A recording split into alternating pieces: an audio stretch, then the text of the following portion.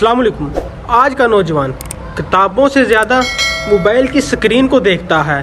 یہ چھوٹی سی ڈیوائس اس کے خوابوں کو بھی بدل دیتی ہے اور اس کی سوچ کو بھی۔ اگر موبائل کو صحیح استعمال کیا جائے تو یہ علم کا سمندر ہے، مگر اگر یہ غلط راستے پر استعمال کیا جائے تو یہ وقت کا سب سے بڑا قاتل ہے۔ اصل سوال یہ نہیں کہ موبائل برا ہے یا اچھا، اصل سوال یہ ہے کہ ہم اسے استعمال کیسے کر رہے ہیں۔ جو نوجوان اس موبائل کو اپنی ترقی کا ہتھیار بنائے گا وہی کل کا لیڈر ہوگا، اور جو صرف اس پر اپنا وقت ضائع کرے گا وہ ہمیشہ دوسروں کا محتاج رہے گا۔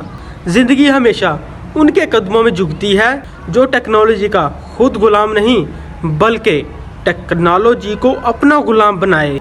فیصلہ آج کے نوجوان کے ہاتھ میں ہے، یا تو موبائل کے ذریعے اپنی زندگی کو برباد کر دو یا موبائل کے ذریعے اس دنیا کو فتح کر لو۔